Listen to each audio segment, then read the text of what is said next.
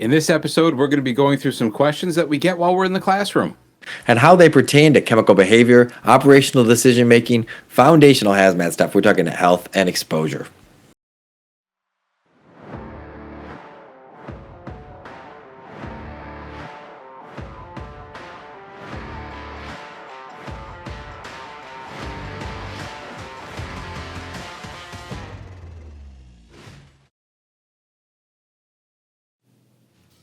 Hey, Mike, you know the worst part about arriving at a hazmat scene?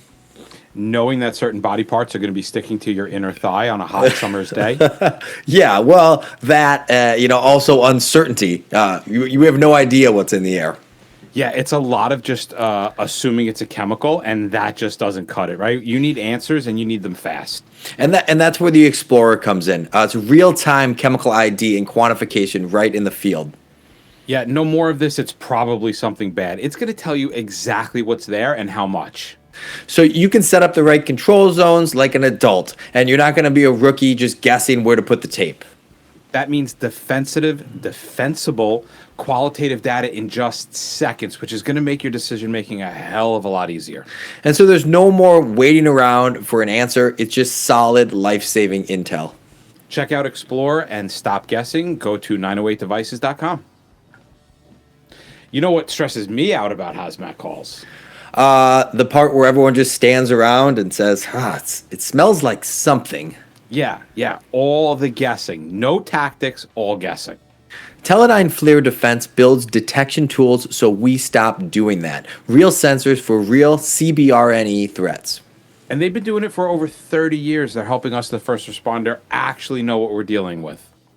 Hazmat, homeland security, public safety, ugly scenes, but clearer answers. Because remember, the more you know, the smarter you'll be able to operate. Teledyne FLIR Defense. Any threat, anywhere, without the mystery. And as we promised, we are looking into battery solutions or solutions for battery fires. And although many companies have put their product in front of us, there's been only one noteworthy one because it actually has been extinguishing lithium-ion battery fires. It's going to work on a whole multiple classes of fires. It's going to prevent the fire from spreading. And best of all, the lithium-ion battery, it's going to keep it from reigniting. And wait. Before any of you keyboard warriors start cap locking, asking for proof, the links are in the show notes for UL Class A and B, as well as BSI for 10 categories, including lithium-ion batteries. Yeah, and besides those great agencies testing it, we've put it through our own high standard of field testing, which is basically our backyard, and we've been pretty impressed with the results. Yeah. Now, we always suggest that you do your own myth busting. What's really nice is it's available in a variety of different options, so it can integrate into whatever your current process is. Access more and check them out at Fire Suppression Solutions, or go ahead and click on the show notes. Hey, Jake. Hey, buddy! This is the first one we've got to do together. I know it's inaugural. I'm so excited by this. While Bob is dealing with the bubonic plague. I'm just came down. I'm coming off the bubonic plague. I don't. Obviously we're hundreds of miles apart, me and Bobby, but I can't help but think that we may have caught the same thing. I don't know. I'm thinking so because I know somebody was in the Chicago area only a few days ago, and that's Midwest flyover country, which is where you are. So yeah, I'm blaming you for this one. Sorry, Bob. So it seems like today we have ourselves a bit of a mailbag. Yeah, a little bit different of a mailbag, though. Usually these mailbags come in from listener questions. These are ones that we have accumulated throughout the past, I'd say 6 to 8 months of sitting in the classroom, which gives us a little bit different spin because a lot of the classroom stuff that we get is a lot of newer technicians coming right out from operations. So they're kind of looking at questions from the I'm thinking like a child point of view. So, we some of them have kind of been answered in that thinking like a child point of view, but we're going to go through them and we can give them both the okay, you're a new person answer, and let's also give them the okay, you've got a couple of years on. Let's maybe there's a little bit of confusion in the initial teaching type of thing. Sound good? All right. All right, so the first question that we get, and we actually get this a fair amount, obviously not the exact same words, but the idea is the same. When do you trust your meters, and when should you question them? I think about this like the biggest thing I can do to build trust in my meter is be involved in the calibration and bump testing process, right? Understanding how this meter knows what it's looking at elicits a lot of trust inside of the meter. I've had multiple times where I've been in the field where I've got a reading that doesn't seem to make sense, but the trust I have in the meter and the technology says I can't explain why it's telling me I have a flammable atmosphere, but I know that it is that way based off of my trust of the meter. And that trust comes from being involved in the calibration process and understanding the capability of the meter. And so on the flip side, obviously, when should I question them is if I don't have any involvement in that process. Now, why should I trust my life to this meter? Because that's essentially what we're doing. If we're going into a semi-unknown environment or an unknown environment, and we're saying, I'm going to wager my life on the idea that this is going to be accurate, I need to know if I wasn't involved in the process, I'm just taking for granted that somebody was, and hopefully that person's trustworthy. And so that's really where I ground my trust in these meters. And the other thing to add to this would be, if I had readings that don't make sense, and granted, like I just said, if you trust your meter, you can sometimes leapfrog over the top of that. Well, this doesn't make sense, but this must exist because I trust the meter. The far side of that coin is if this thing's telling me something that just isn't physically possible, say you have a massive displacement on your oxygen sensor, but none of your other sensors are showing anything, you either have a very odd chemical or something screwed up, right? So that's my basic, super short framework. What do you think?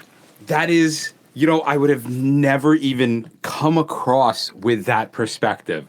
So in the department that I came from, there is not a single hazmat technician that has ever calibrated a meter. We are such a large department that we actually have a company that comes in and takes over the logistics of all the calibration. I personally have never calibrated a meter. And it's really interesting that you're like, well, because I calibrate it, I trust it. And you're like, who would just trust a meter? Then I'm like, that's me. I've never calibrated a meter before. So and that got me thinking well, why the hell do I trust the meter? You're seeing it happen. You're seeing the technology, you're seeing it change. That's giving you trust in the meter. Where is my trust coming from? And I guess my trust is coming from a deep understanding of the technology. So when somebody asks me this question, I look at it as well, how do I trust the technology? Not necessarily how do I trust the individual meter itself. So it's an interesting take on that perspective. And for me, it's knowing where the technology excels and understanding where the technology doesn't excel so that I can say in this environment, okay, I am not in a high humidity, low temperature environment. I know I'm within the specs of the meter, so I don't have any reason to believe that this technology is failing due to the environment. Or I believe it should work in this instance because this meter is specifically designed to pick up this type of material, and that is what I believe that we're in. So that's a kind of cool swap on the perspectives and interpretation of the question. I'm not going to have to add your answer into my answer every time somebody asks this. There you go. All right. In rapid order, let's move on to our next one here. So, Mikey, what are some of the biggest mistakes you see new techs make when they hit their first few real calls?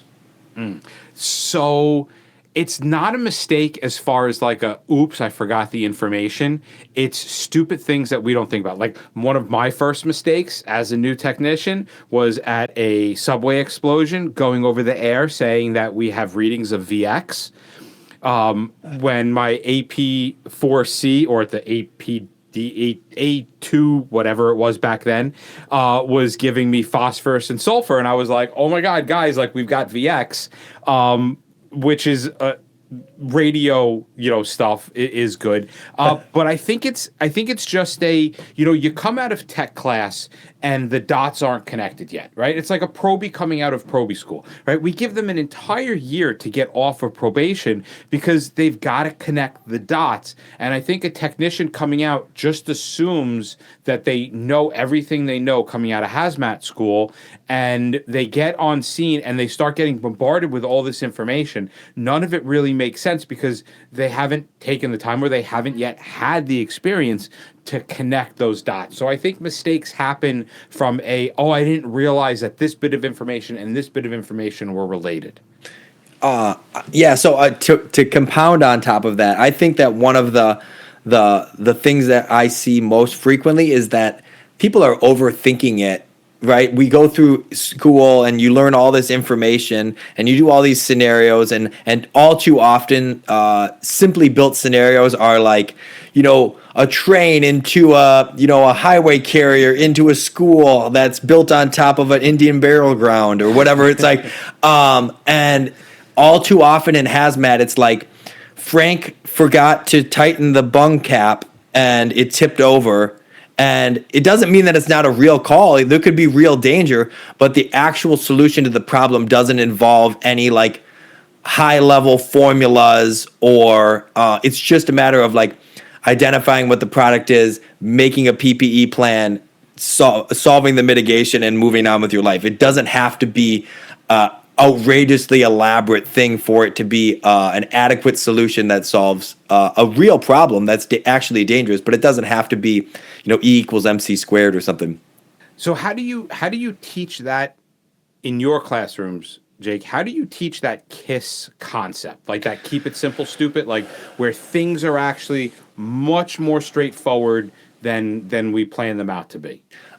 In my mind, I make it as simple as it can be until it demands that it becomes more complicated, right? If we can solve it at the simplest possible form, then let's do it there. And if we then encounter a new roadblock, we'll cover that roadblock when we get there. But I want to boil everything down to the simplest process, and because the more you overcomplicate something, the more you're prone to mistakes and confusion and all these things. The simpler it can be, the more straightforward. Hazmat innately is complicated. So we don't need to add more complications by trying to do, ninja shit inside of the hazmat world, right? It's already complicated. It's already confusing for a lot of people. Let's try to boil it down to the absolute most bare, most simple solutions. I love this next question. This is one of my most favorite questions in the classroom because it really does show. It lets me see that a student is truly thinking, and it usually happens, a couple of days into a tech class where they turn around and they go, we've done all these chemical and physical properties. We've done all this stuff. We're looking up information, and they turn around and they go, well, wait a second. What if I don't know what the chemical is? What's your first move, and what's the actual process?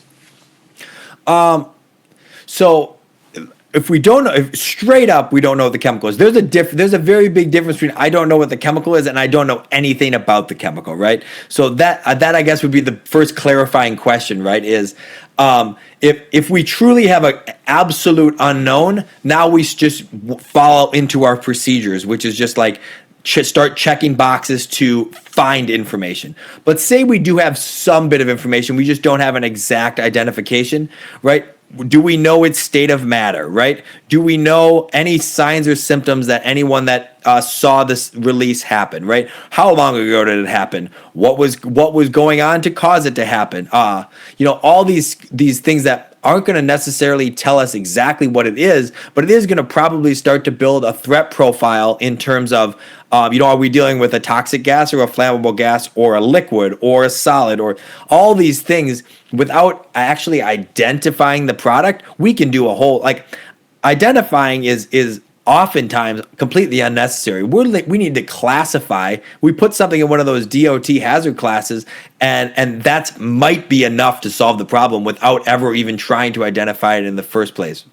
Yeah, because really we just want to protect ourselves from a hazard, not necessarily like check the box that we identified it. Exactly. Today's episode is brought to you by Rigaku Analytical Devices, who are the folks have been perfecting the 1064 nanometer Raman longer than some of us have even been doing hazmat. Which is no shocking that their 4th generation hand analyzer just came out, the Icon X, built specifically for real-world hazmat teams to deal with everyday things that we come across, like dirty powders, mixed materials, dyes, colors, things that make other instruments go into temper tantrums. And the 1064 nanometer laser means reduced fluorescence, so you get fast, reliable chemical ID in under 1 minute, instead of staring at a blank screen wondering what the hell went wrong. And this isn't just like a change to the algorithm. It's an entirely new platform. It's its own new toolbox. It's supporting new accessories, including standoff analyzation, so you can get answers without getting too close. If you want an analyzer that's evolving right alongside the hazmat world, check out Rigaku's newest Raman at rigakuanalytical.com. You know what I love about the city? Telling whether somebody's homeless or hipster. No. Actually, it's my new favorite e-scooter gang. Yes, because nothing screams hazmat like a moped with a battery that's about to go nuclear. And, and that's where Obexion FR saves the day. Yeah, lightweight, mobile-friendly, and designed for the first responder, because the last thing we need is extra weight when things start heating up. And it's third-party tested to lower toxic gases below IDLH levels. So you could actually be a little bit more comfortable breathing while putting out that scooter fire. And if you need more Obexion FR, it comes by the pallet and certified polydrum kits. Which is great when you're like, holy crap, we're going to need a lot of this. So protect your team and your lungs. And to learn more, go to hazmatguys.dgo.com. That's the Hazmat Guys, or hazmatguys.dgo.com. And we're back. So let's keep going. So if you're going to make a decision about an incident, what are some of the factors that come in if you're going to start thinking about going offensive versus defensive? Is it cut and dry, or is it obviously, I would imagine, situational? But what are some of the things that come to your mind?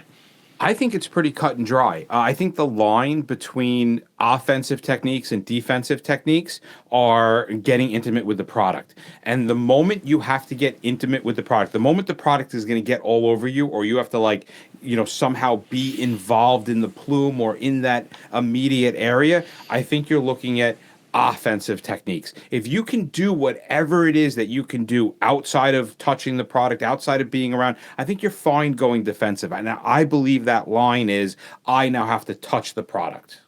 Okay. So let's add one more layer. For those of us loyal to the club, what about the non-intervention option? Well, okay. I would classify non-intervention as an offensive technique, right? So, and here's my reason why. Even though you're not touching it, even though you're not doing anything, it requires the knowledge and training of a hazardous materials technician to be able to make the determination that the best option is to do nothing. Without that training, without that deep understanding of chemical physical properties, without the ability to understand the product, the container, the environment, and do behavioral predictions, you have no business turning around saying non-intervention is the best way to go. I like that. I like that. It makes me seem even smarter if I decide to do nothing. I love that, right? That is why I'm a non-intervention specialist, because I can make doing nothing seem special. Amen to that. I love it. All right. How do you balance speed versus safety when there's a victim involved? This is something I'm a little bit passionate about inside the hazmat world, because, all too often in hazmat, everyone goes, slam on the brakes, right? There's hazmat goes slow and they write themselves a prescription to be able to like be lackadaisical when they arrive on scene. And the Giving away all my tricks. exactly. But the reality is that like as members of the fire service or even other agencies that work in hazmat, your number one thing that you're accountable to is life safety, right? So we have to be willing to work inside that framework, even when the threat is different. It might not be a house fire or a crazy guy with a gun, but the thing that we're combating is this chemical harm or this chemical danger, and we have to be willing to face the danger in some regard when victim safety is on the line. And so how do we make that balance? We hopefully have the training leading up to those moments so that we can make wise, informed decisions when they come up, right? With that, we have to be aware of the physical and chemical properties. We have to be aware of the relative toxicity or risk. Obviously, we say we risk a lot to save a lot. To be able to make that decision, you have to have some level of a risk profile and a benefit profile, which is, is it likely that there are victims involved? Do we have a report that there's victims? Is it just we suspect, or are we just doing kind of a broad area life safety sweep? But all these things, the same way that they would with a fire, come in and kind of get mashed up in that, and we say, well, what is the proposed benefit? And like I said, I think all too often inside the hazmat space, people are writing themselves a prescription to be lazy and not prioritize life safety the same way they would on the fire side. And I think that's a shame. I think we should work to be comfortable enough inside of hazardous materials environments that we can have a similar quote unquote aggressive stance like we do on the fire service side. What would you say to that? So I agree with you 1,000%. And one of the things that I often reflect back on for them, because again, a lot of our technicians are coming through the fire service, right? I probably wouldn't do this if we were in industry, because they would probably look at me like, what do you mean you're going to go into a fire? But if I asked them, I go, what kind of question would that be? Like if you were, say, in the firehouse and you were asking guys and you were like, how do you balance speed versus safety with a victim on the second floor above the fire with no stretched hose line? Like how do you balance that speed and safety without the protection of a hose line? And if your answer is I would go in and get the victim, and I turn around and go, oh, so you're willing to get burnt to grab a kid? And they're like, yeah, of course. I said, okay, you're willing to go to the hospital and go through the burn center and do the skin grafts. Like all those things are things that you're good with in order to grab somebody from the floor above. Yes. Okay. Well, how does that change from somebody that's in, an acid spill or some kind of chemical, or they're deep in an ammonia facility? I was like, if you're willing to put yourself in danger in this situation, what is the difference? And oftentimes they think about it, and once they realize that there is no difference, it starts to make sense to them how speed and safety, we view it just in really very little difference as we would grabbing a victim in a fire. But the reason I think for this is that generally the average firefighter is relatively comfortable with doing a primary search and things like that. But the average person that claims to be a hazmat tech probably doesn't have the same level of comfortability. And so that is another reason why we have to prioritize training inside of our teams so that they can have that comfortability to make the grab and do the quote unquote aggressive tactic that is the expectation of them, but all too often we find ourselves falling short. I agree.